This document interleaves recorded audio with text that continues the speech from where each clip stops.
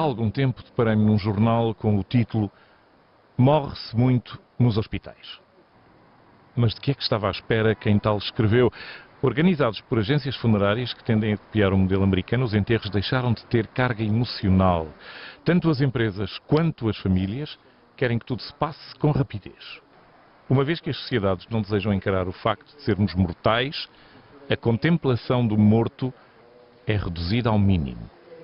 Enquanto na Idade Média os santos gostavam de ter diante de si uma caveira a fim de recordar quão breve era a passagem pelo mundo, os contemporâneos procuram esquecer a mortalidade.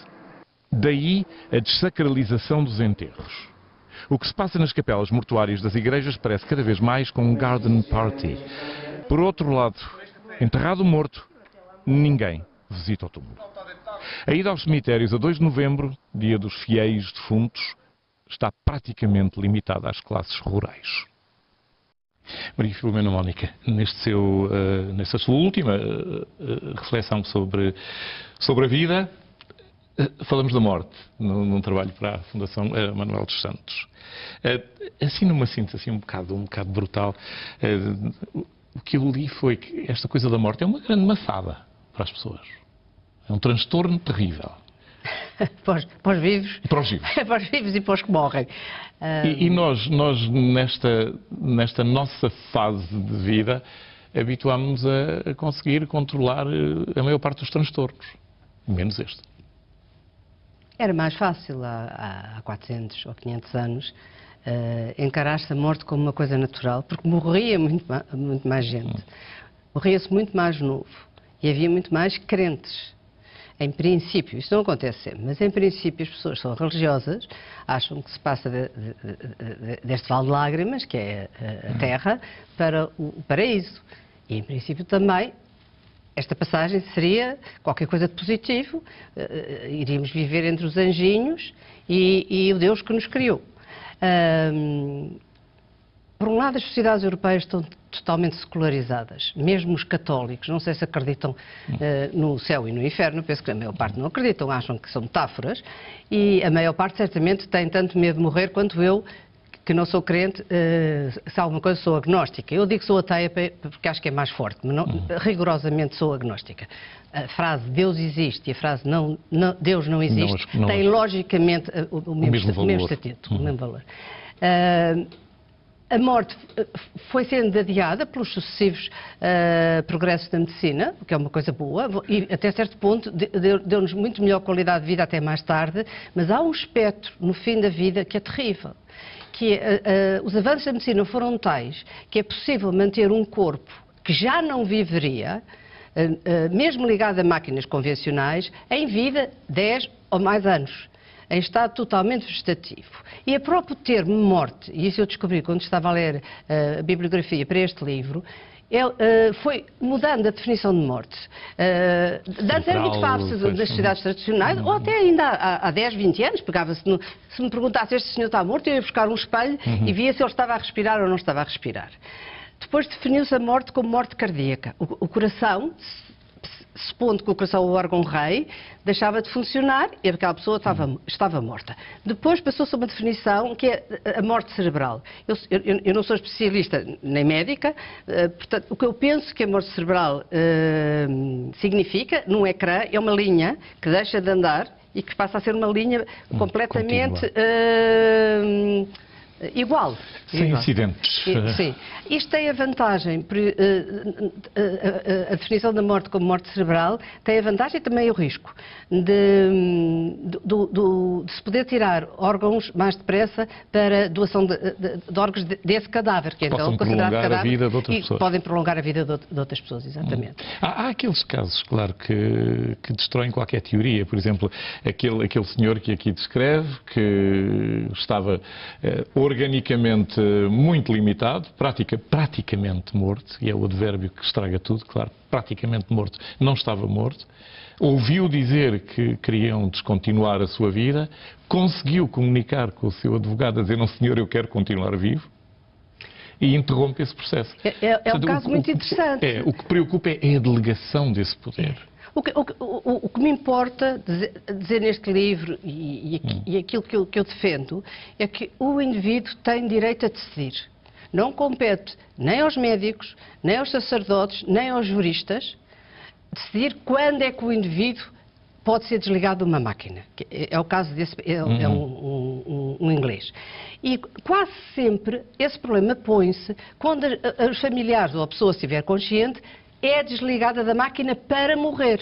Está há muito tempo ligada à máquina e então já não está vivo, está artificialmente vivo. No caso desse inglês é muito curioso, porque é dos poucos casos, se não o único que eu encontrei, de um doente quase morto, que consegue dizer, não, mas não me matem, esperem um bocadinho, eu quero viver. Eu quero viver. Mesmo com dores, ou mesmo neste estado, eu quero viver. E eu respeito, o problema é, os médicos devem respeitar as vontades dos doentes, por muito absurdas que possam ser. E eu tenho que respeitar a vontade de alguém que a mim me pode parecer, mas esta pessoa está louca, então quer viver cheia de dores, ou quer viver maluca, ou quer viver em estado vegetativo. Não interessa, é a pessoa que decide. Não há ninguém acima da vontade individual que se possa sobrepor e diga, não, ele deve morrer. Deixe-me ler mais um bocadinho do seu livro, aquele certo, obviamente, que eu ilustrei, era uma parte aqui do seu livro. Outra é esta: se ficar paralisada totalmente, se ocorrer uma situação em que os médicos só me possam manter viva através de alimentação por via gastronasal ou do estômago, se sofrer de uma doença incurável e estiver em sofrimento, se a minha vida se tornar vegetativa, isto é, sem possibilidade de voltar a recuperar o meu estatuto de ser humano, racional e detentor de memória, não quero que a prolonguem. Porquê é que se escreve um testamento vital? Porquê? A resposta está mais adiante, mas... Sim, eu escrevi em 2005, eu sabia que não tinha valor legal e ainda não tem, embora o Parlamento, na última legislatura, esteve quase para aprovar a noção de testamento. Estas condições têm que ser simultâneas? Ou não, basta qualquer uma? Basta uma dessas condições. Fiquei com essa dúvida. Posso estar em sofrimento, por exemplo, e não estar perturbada mentalmente. Embora aquilo de que eu tenho mais medo é da loucura. Do que propriamente o sofrimento físico. Hoje em dia a medicina resolve em grande parte com morfinas e outras drogas. Mas eu escrevi isso numa altura em que havia, na América, coincidiu, o caso da Terry Schiavo, que era uma rapariga que estava há muito tempo ligada a uma máquina, não tinha deixado dito o que queria, o marido interpretou a vontade dela dizendo ela quereria morrer, e os pais diziam ela quer viver.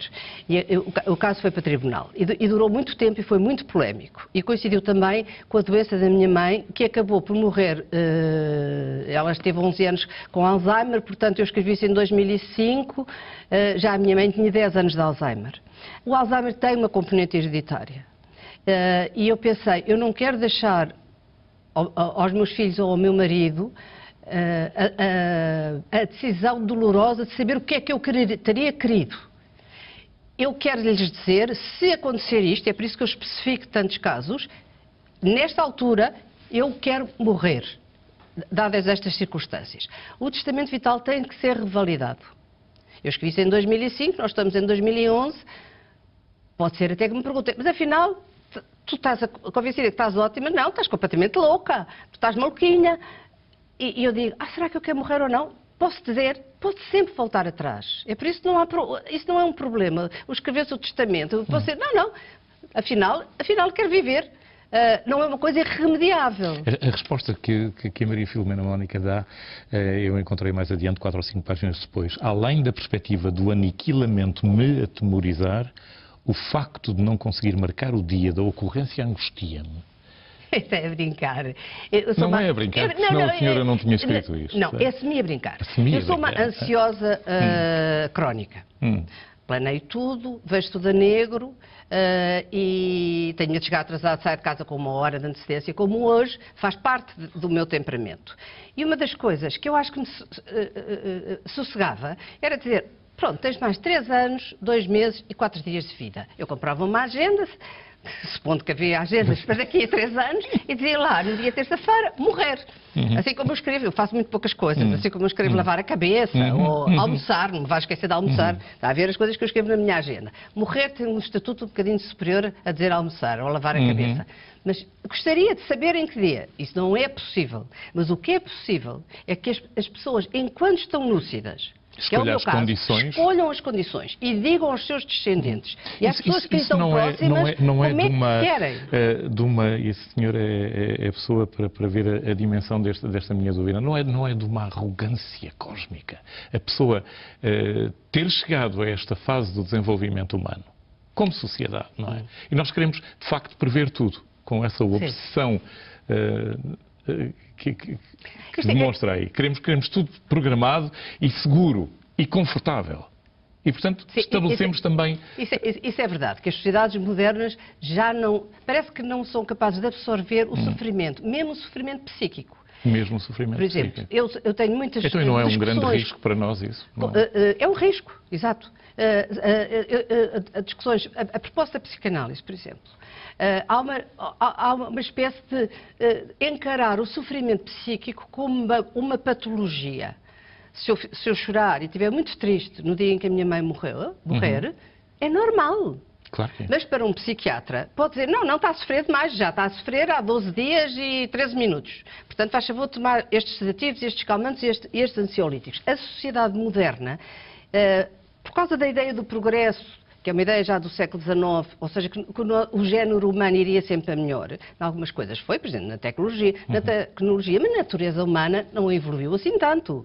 Nós sofremos quando alguém que nós amamos nos abandona e nos deixa, e isso é normal.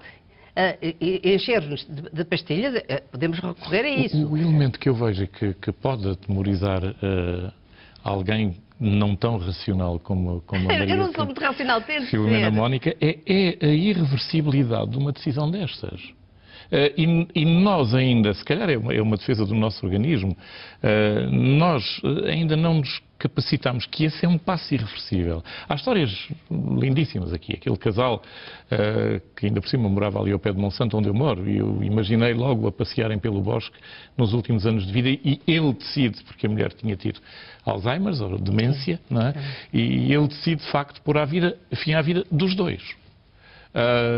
Portanto, isto são histórias, de facto, de uma poesia extrema. Mas a morte é parte da vida. Portanto, há que aceitar... Eles não deviam ter morrido da maneira como morreram. Pois não.